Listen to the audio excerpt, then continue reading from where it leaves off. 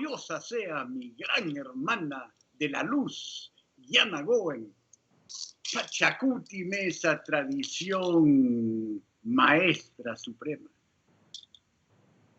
It gives me deep pleasure to welcome you to this virtual encounter in which we shall converse and dialogue regarding your beauty as a sanctioned Pachacuti Mesa teacher in the world.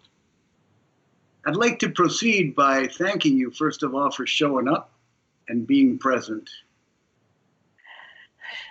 Thank you. I've got two questions for you, my love, that I trust will illumine all you bring to this great work. The first question is, what initially drew you to the practice of Pachacuti Mesa tradition shamanic arts? Thank you for inviting me to be in this space. I'm very grateful to be here. Always great to be with you, Oscar. I was reflecting on that question and kind of talking to myself out loud earlier today. And I think it was initially, truly, it was a fracturing of the heart. I had been invited to come to ritual feedings of apachetas, which are, the stone cairns that we will honor and feed for our Pachamama. And I had to, they were equinox and solstice ceremonies, and no thank you. I wasn't interested at all. I had worked with a previous shamanic practitioner, and though there was a lot of really high teachings from that, it turned out to be kind of an unsavory experience. I learned a great deal, but I was like, okay, I did my shaman thing. That's it. And I was 10 years into my marriage with my husband, and we really got on a rough spot, which really surprised me and fractured me in a way. And when I was asked to go to this ritual feeding on a mountain in our local area, it hit me like I would crawl there to be there. There was something about it that just, I had to go. And which was interesting to me because I had no interest in it before that. And we went to the apacheta that day. I think there were maybe 5 of us. It was really small, sweet ceremony. And I believe on that day, a hummingbird came down, because I've gone to that mountain several times, but a hummingbird was hovering over us at the end of it. And something happened. I just woke up, and it's almost like by the time I got to the bottom of the mountain, I was like, how do I get a mesa? How do I do that? And the friend that I went with, she said, well, ask Julia, my sister, and she can show you. She can show you how to do it. I'm like, she's too busy. She tell me now.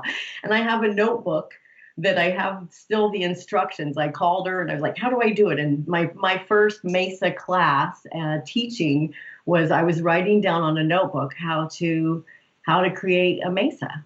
And after that, I just started working with it and sitting with it, and it really helped me through that rough patch. And I'm still with my husband, and we just celebrated 20 years together.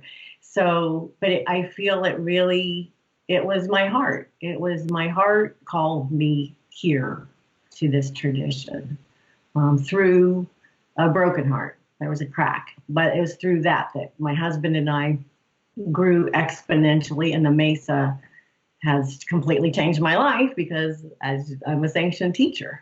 So that's the best answer so far. How beautiful and how authentic and how classic from a shamanic perspective, given that from the place of being a wounded healer, you emerged as an empowered healer.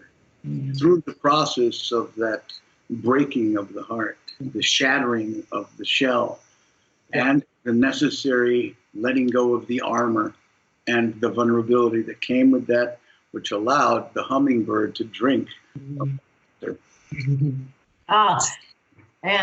on my 20th anniversary, now that we speak of this hummingbird, on my 20th anniversary, my husband and I, not knowing we were going to, but we remarried with a shamanic practitioner on Machu Picchu, and a hummingbird sat on a branch. He was our witness the whole time. So yeah, just putting that 10 years later, we remarried.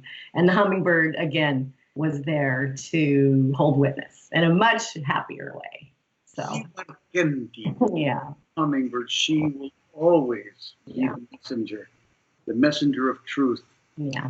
Thank you for sharing how you came upon this path, my good sister.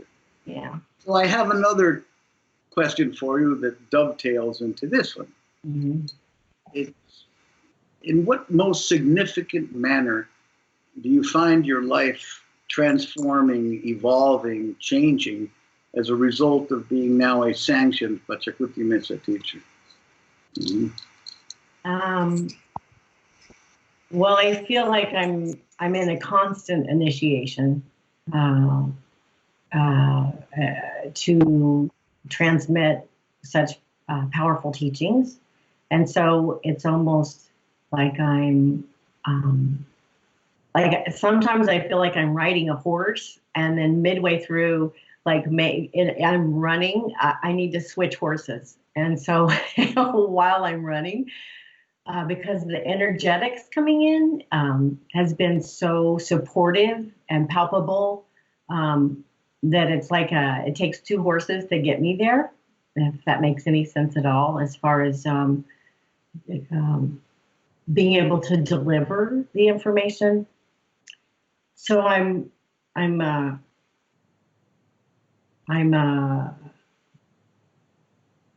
in a state of unknown a good amount of the time, and it's encouraged me to go ahead and make the leap from one horse to the next, and trust that I'm going to get there. Every time I teach, I spoke with you recently, and realized I was teaching a ritual, and after teaching this particular section, PMT4, I understood it more deeply and was completely surprised at how powerful it was. And so it's like, then it's almost like, oh my gosh, I have to keep doing this because I'm just starting to really understand a tiny bit of it. So the mystery that continues to unfold is really exciting. So that piece, where as a sanctioned teacher, there's, I guess, more mystery. And at the same time, I feel I've really deepened my relationship with the nature spirits and my ancestors and the support that I get. And a lot of it is, I'm not a big seer. Some people have those gifts where they can really see and hear things. And I spend a lot of time just being in trust and faith that that's there, but I can feel it. And so the support that I'm getting from my ancestors and nature spirits and is really powerful. And then one thing that just is so expansive is the community, the students that are coming in. I do regular events where I offer shamanic journey work and healing workshops. I call them like spiritual toolkits, things for your spiritual toolkits. I do that regularly here in the Bay Area. And it brings people who are seeking in, and then they meet the Mason. They have that same experience that I had, where I had to get to the mountain, where they're like, what is this? And then they come in, and they'll either come regularly or they've signed up for the apprenticeship. And my community is so beautiful. And my husband's not a Mesa carrier, but he is a Mesa carrier in his own way through his support. And he feels the love of the people. We open our home and have potlucks and open house. And it's just been expansive, just really expansive in a really beautiful way. So I just really appreciate it and love it a lot. So, and I'm excited. So it's good. You certainly are, and it's palpable, my love. It's palpable because what I witnessed you being is a seeker of wisdom, yet also knowing that that wisdom is going to come by keeping company with the unknown. Mm-hmm. And being in that state of trust and of ability to surrender to the process rather than be fixated on the goal. And the beautiful thing about the altar ground that we have Because it allows us to reconfigure our own relationship to the great mystery in a manner that beautifies our lives and also is inclusive of our changes, our personal changes. And being in touch with that process of transformation on a constant basis, like you say, especially in regard to the relationship you have with your sacred community, is the foundation for true enlightenment. It's a foundation for making this world a better place, really, than what we find it. So your transformation is constant. It's a process with no finality. And that's where the power comes. And you are an exquisite container of power, both divine and earthly, my love. Thank you, thank you, thank you. Are there any last words you'd like to offer our viewing audience? Well, I think one thing I'd like to say as a teacher is I think when people have a mesa initially, they don't know what to do with it because it's so vast and also unknown.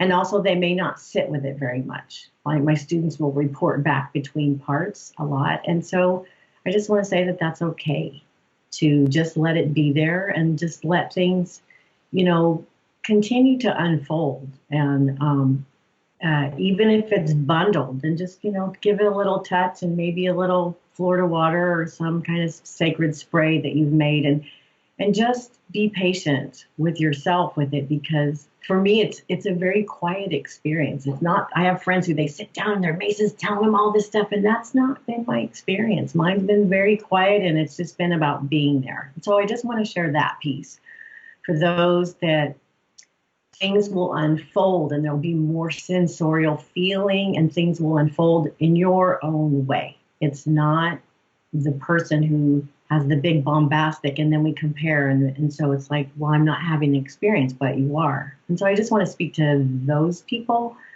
where it might be a little more quiet, and then maybe one day you wake up and it's like, and all you're getting is information. But I just wanted to share that piece because there's a lot of power in just the stillness and the quietness. And if you don't go every day or even once a week, it's okay. Just stay with it.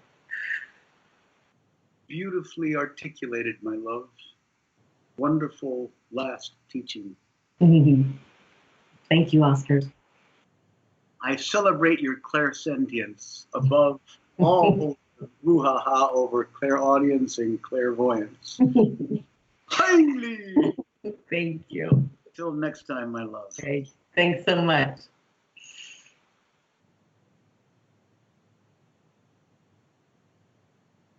Love you. Love you too. Ciao. Bye.